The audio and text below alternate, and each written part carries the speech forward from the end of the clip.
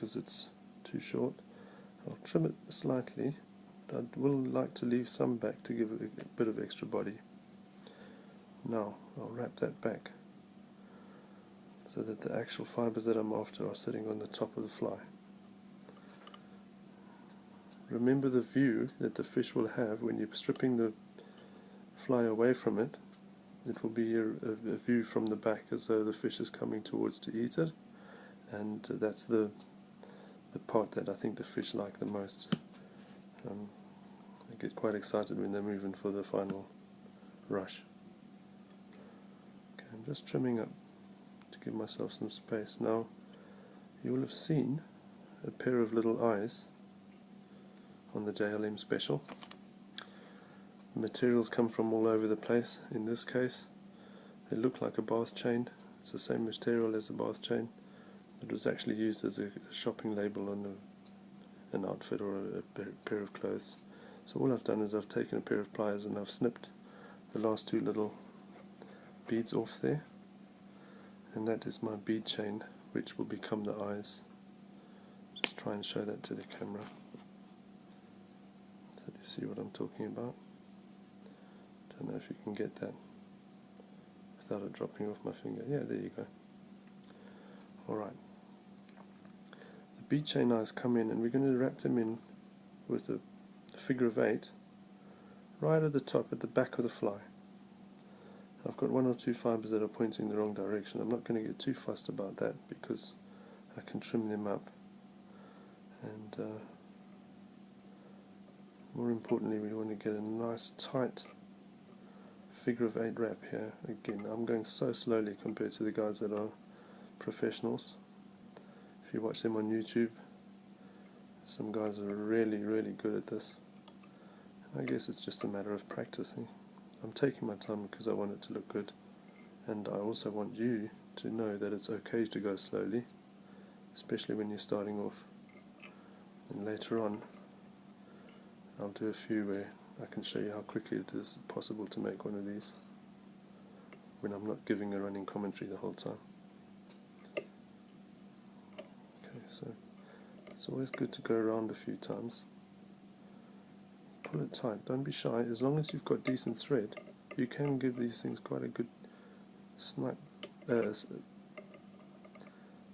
fit. Pull it tight, make sure it's not going anywhere,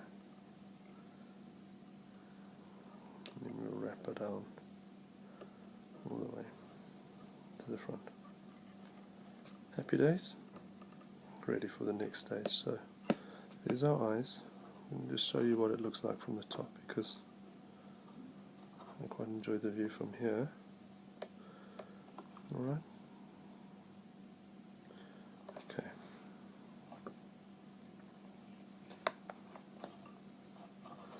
Just making sure that the hook is nice and tight in the vise, because the next section, when I'm building the embroidery woven aspect of the body, I do need to pull quite tight. Again, last time I did show these, but I didn't make it quite clear. So I've got two very different colours. Again, the top and the bottom of the shrimp will not be exactly the same colour. Sometimes it might be, but I'm going to go for a variegated look because it helps make the fly look segregated. So from those big skeins of wool, or of embroidery thread, I've pulled out 3 fibres from each colour, and I'm going to use them in exactly the same way as we did last time.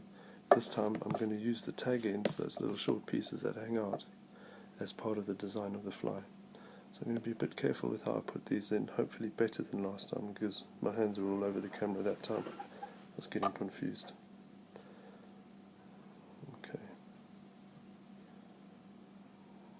So I'll start the first one about the same length of the fly hanging out the front, and you'll see why that's important just now.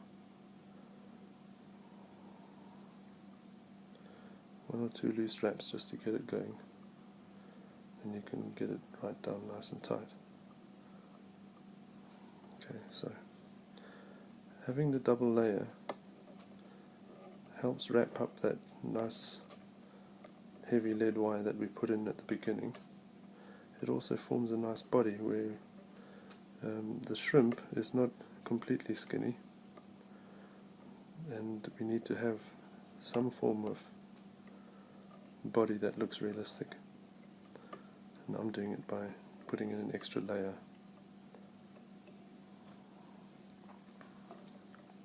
So I'm going to pull this back now, the short piece. If you see, it's long enough to stick out almost the same length. If I'm careful, you'll see it sticking out the back there, almost the same length as the rabbit fibers. That's what I'm after, because I'm going to tie that down and I'm going to leave that there, and that becomes an important part of the extra filaments hanging out of the back end of the JLM Special. Okay, nice and tight. If you pull nice and tight all the way along, then there's no slack, and if there's no slack, you've got a strong base that will take you all the way to a long-lasting fly.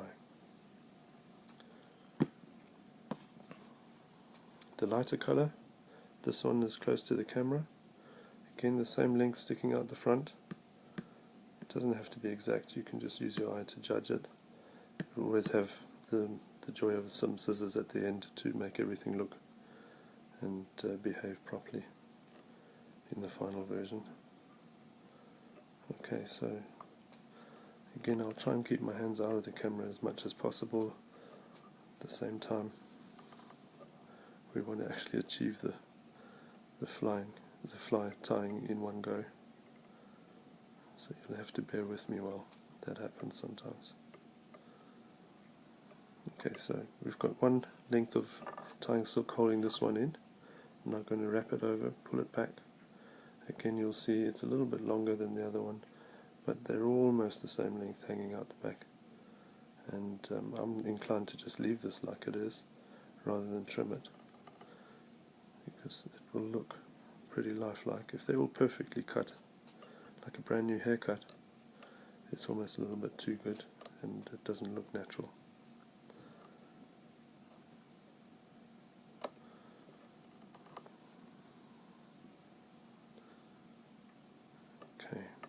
So please note that right at the front of the hook I'm leaving some space for the whip finish.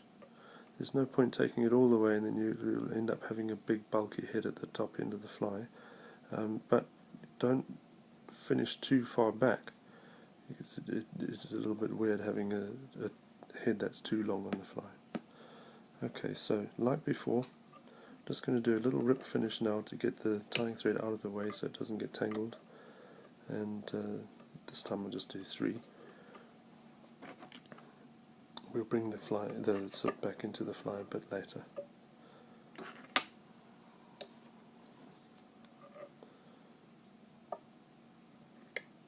There we go.